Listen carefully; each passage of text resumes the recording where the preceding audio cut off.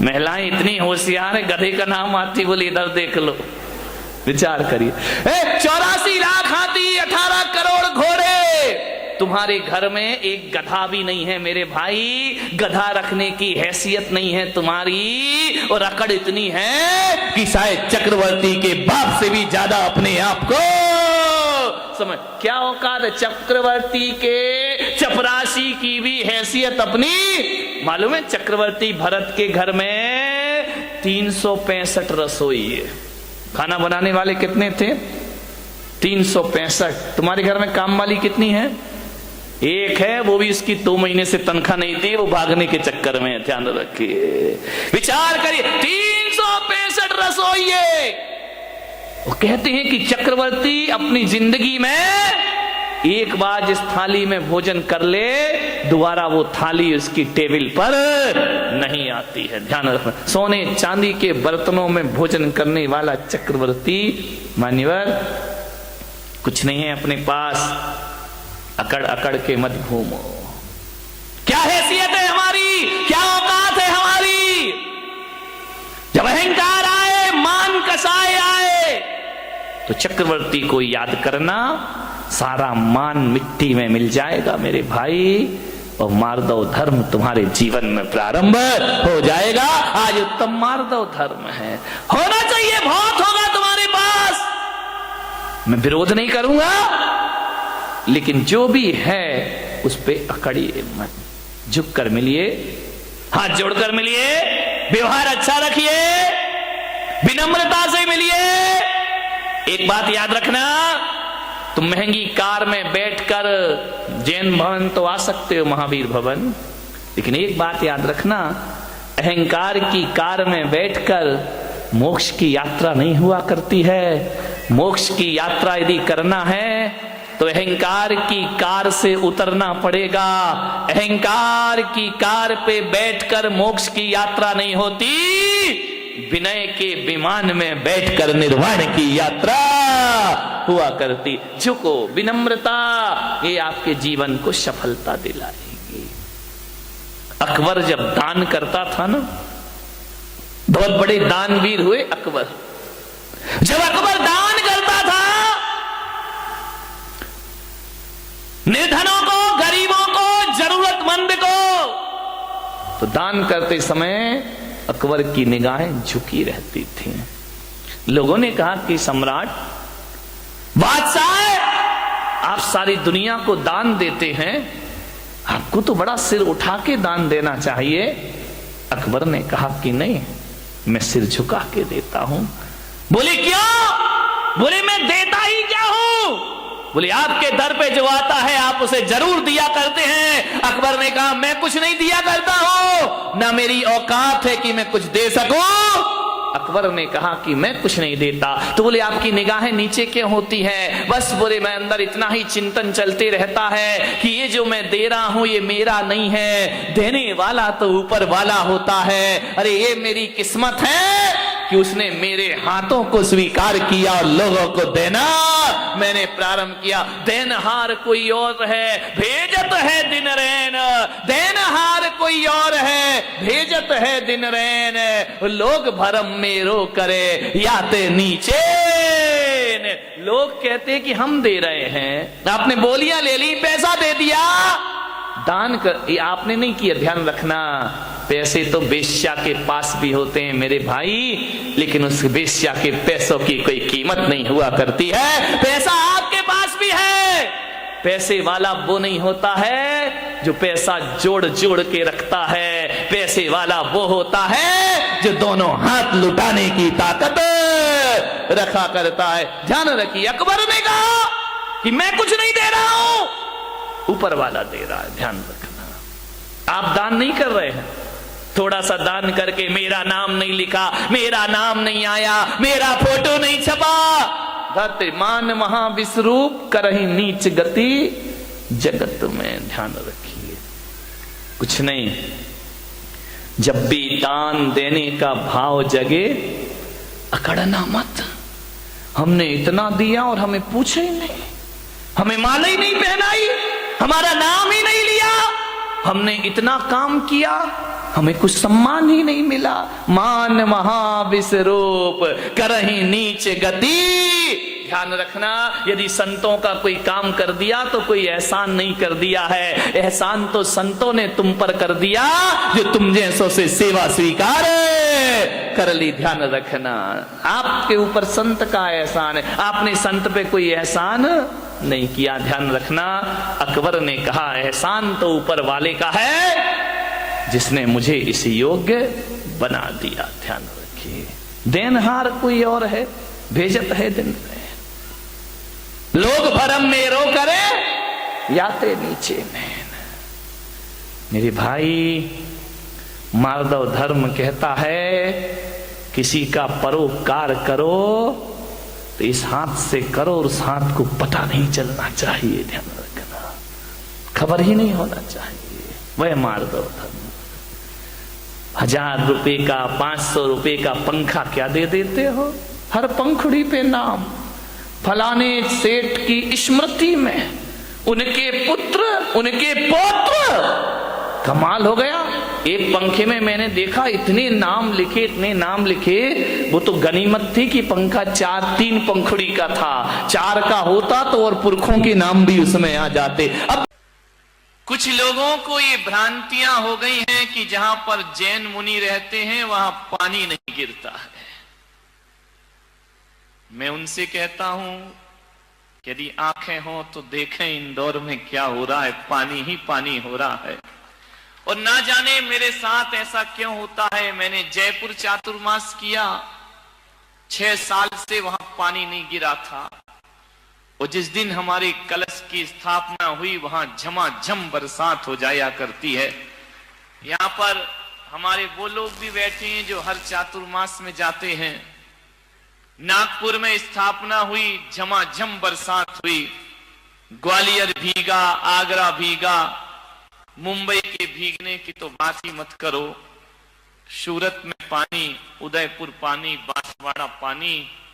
और कहते हैं कि इंदौर में पानी नहीं था, इस बार पानी ही पानी हो गया। लोग भ्रांतियां पाल लेते हैं।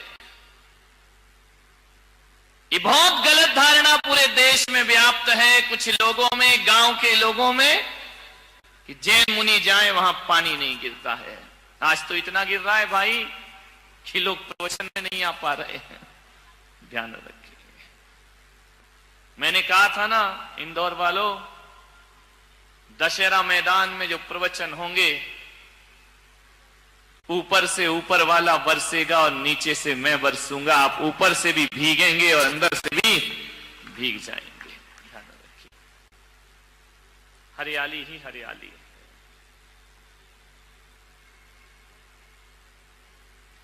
लेकिन पानी भी तो देखो कैसा है। अभी तक के प्रवचनों में दिन भर पानी गिरा, लेकिन प्रवचन के समय नहीं गिरा। आज भगवान ने कहा कि चलो यार, प्रवचन में भी थोड़ा बरसा देना चाहिए, नहीं तो प्रवचन के बाद ही गिरा है पानी। कोई बात नहीं, भीगते रहो।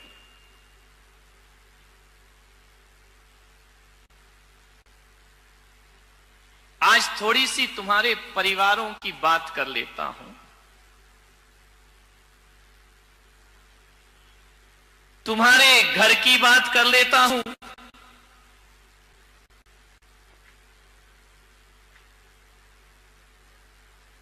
परिवार को चलाना है, परिवार को जीना है, परिवार को मजबूत बनाना है। प्रत्येक सदस्य का यह कर्तव्य होता है कि वह यह संकल्प कर ले कि किसी भी परिस्थिति आ जाए हम अपने परिवार को कभी टूटने नहीं देंगे। ध्यान रखना, पहले के लोग ये सोचा करते थे कि हमारा परिवार कैसे एकजुट रहे, कैसे बंधा रहे, और आज के सोचते हैं ये परिवार कैसे टूट जाए। ध्यान रखना, एक रखो परिवार। परिवार को जोड़ने के लिए 3 बातें आप याद रखिए। ये 3 बातें नहीं, ये 3 रत्न हैं। ये 3 बातें नहीं हैं, तीनों लोक की संपदा है। इन्हें केवल 3 बातें समझ के मत छोड़ देना, ये तुम्हारी 3 पीढ़ियों को सुधार देंगे। ध्यान रखना, 3 बातें आपको याद रखना है, और उन 3 बातों से तुम्हारा परिवार चलता है, तुम्हारा घर चलता है, तुम्हारा व्यवहार चलता है, तुम्हारा जीवन चलता है। मात्र 3 बातें याद रखो। 3 का बड़ा महत्व है मेरे भाई। यदि स्टेशन पर तीसरी घंटी बज जाए तो ट्रेन आ जाती है। ट्रेन का जो लोग इंतजार करते हैं, पहली घंटी, दूसरी घंटी, तीसरी बजी की ट्रेन आ गई। 3 का बड़ा महत्व है। विद्यार्थी स्कूल में परीक्षा देने जाते हैं, 3 घंटे बजते पेपर छीन लिए जाते हैं, क्योंकि 3 घंटे बज गए। 3 घंटी यदि बज जाए, 3 का बड़ा महत्व है। मोक्ष मार्ग में भी 3 का महत्व है। सम्यक दर्शन, सम्यक ज्ञान और सम्यक चारित्र्य जिसे मिल जाए उसे मुक्ति हो जाया करती है। और तुम्हारे रसोई घर में जाके देखो तो प्रेशर कुकर की 3 सीटी बज जाए तो भोजन पक जाया करता है, फिर और 4थी सीटी का इंतजार नहीं हुआ करता है। और जिंदगी को देखो तो बचपन, जवानी और बुढ़ापा, यहां भी 3 है, और 3 ही रोग लगे हैं। महावीर कहते हैं तुम्हारी जीवन में जन्म, जरा और मृत्यु। पूजा में पहले यही सोच के तो जल चढ़ाते हो ना कि जन्म का नाश हो जाए, जरा का नाश हो जाए और मृत्यु का ना। और जिस दुनिया में तुम रहते हो उसमें भी 3 लोक हैं, ऊर्ध्वलोक, मध्यलोक और पाताल लोक। एक पाताल लोक है, एक नरक लोक है, मनुष्य लोक है और स्वर्ग लोक। ये 3 ध्यान रखना, 3 हर जगह महत्वपूर्ण होते हैं। वैदिक परंपरा कहती है ब्रह्मा, विष्णु, महेश 3, और जैन परंपरा कहती है कि जासो पूजो परम पद देव शास्त्र गुरु 3 का ही महत्व। जहां जाओ वहां 3 है। और ये मत सोचना कि 3 तिगाड़ा काम बिगाड़ा। 3 से काम बन भी जाता है और 3 से काम बिगड़ भी जाया करता है। 3 का बड़ा महत्व होता है। 3 से हमारी दुनिया चलती है। 3 से, और कहते ना, 1 बार माफ करो ठीक है, 2 बार माफ करो ठीक, तीसरी बार कोई माफ नहीं करता। ध्यान रखना, सोचना है आपको, 3 का बड़ा महत्व है। और जिस घर में 3 बहुएं हो, समझ गए ना, ये नहीं तो वो नहीं तो वो नहीं तो एक वाली कहां जाएगी बेचारी, कोई ठिकाने ही नहीं है।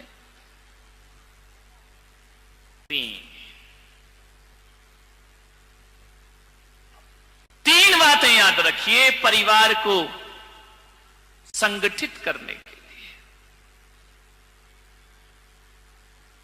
3 बातें यदि स्मरण में रहे, उन्हें केवल बात समझ के मत छोड़ना। 3 बातें। अदालत में जज साहब कितने हथौड़े मारते जब माहौल बिगड़ने? 1 2 3। ध्यान रखना, 3 के बाद फिर कुछ नहीं।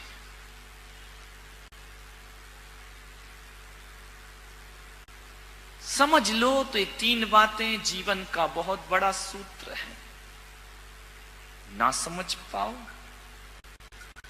तो कोई बात भी नहीं है।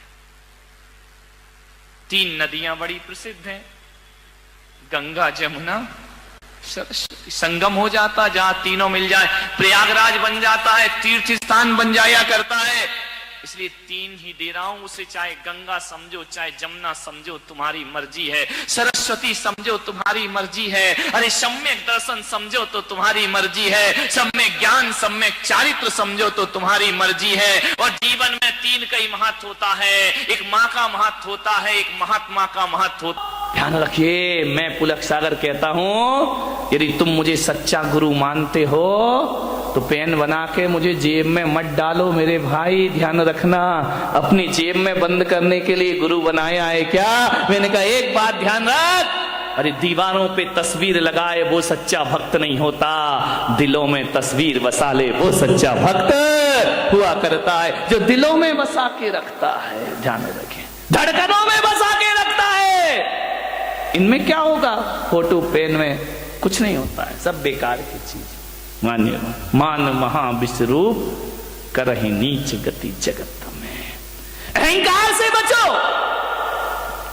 अहंकार बड़ा मीठा है।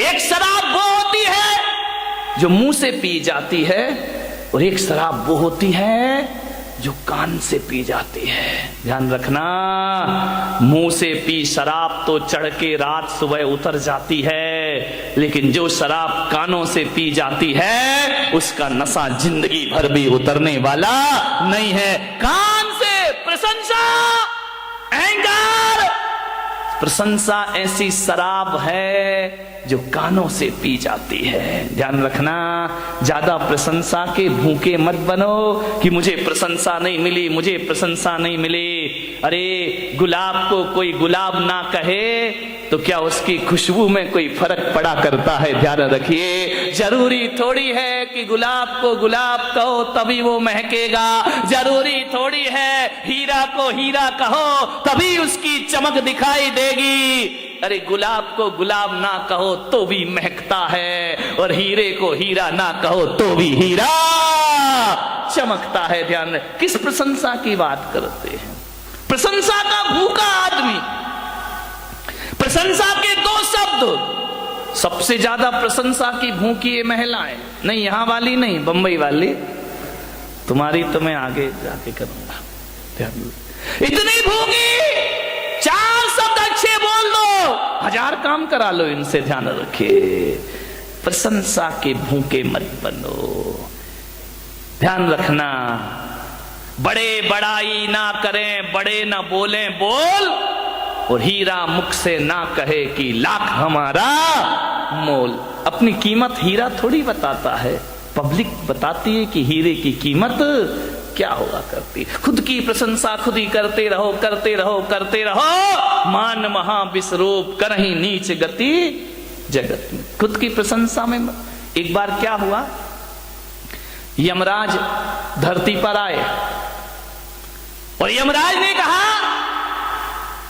अपने यमदूतों से कि जाओ, उस मूर्तिकार का समय हो गया, उसे लेकर के आइए। यमदूत आए, मूर्तिकार बड़ा होशियार था, बड़ा बुद्धिमान था, ऐसी मूर्तियां बनाता था, ऐसी मूर्ति कि मूर्ति को देख के आप कह नहीं सकते थे कि असली है या नकली है। एक बार उस मूर्तिकार ने सोचा कि यार दुनिया से मुझे भी जाना पड़ेगा, एक दिन नंबर आएगा। किसी वकील ने सलाह दे दी कि एक काम कर, तुझे यदि यमराज यमदूत लेने आए तो थोड़ा सा धोखा दे देना, मौत को धोखा। बोले हाँ। तो यमराज मालूम है मूर्तिकार ने क्या किया, वकील की सलाह पर अपने जैसे 7 पुतले बना लिए, और एक दिन जब यमदूत लेने आए तो 8वीं जगह खुद जाके खड़ा हो गया। यमदूत ने देखा कि यार इसमें कौन है मूर्तिकार, ये 8 के 8 तो एक से लग रहे हैं, एक सी डिजाइन, एक सा कलर, एक सा रंग, एक सा रूप। यमदूत ने थोड़ी देर देखा, लौट गए। मूर्तिकार बड़ा खुश हुआ कि यार आज मैंने यमदूत को धोखा। जैसे ही यमदूत यमलोक वापस लौटे, यमराज ने कहा क्यों रे खाली हाथ आया? बोलिए तूने मेरा धंधा बिगाड़ दिया, जो भी जाता है खाली हाथ लौट के। बोले यमराज बहुत दिक्कत हो गई। यमदूतों ने कहा, यमराज ने कहा क्या दिक्कत हो गई? अरे बोले किसको लेके आई, किसका नंबर है? अरे बोले तुम्हें अकल नहीं है, सबके नंबर फिक्स हैं, जिसका है उसे उठा लाओ।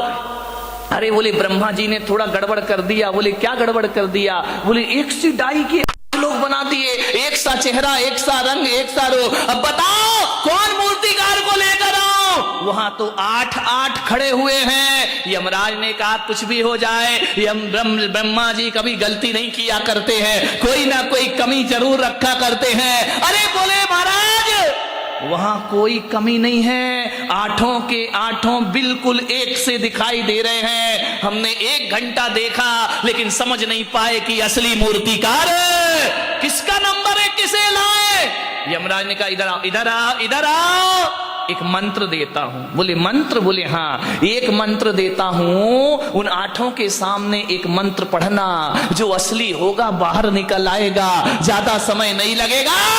इंसान कितनी भी चालाकी कर ले, हमसे ज्यादा चालाक नहीं। यमदूत फिर आए,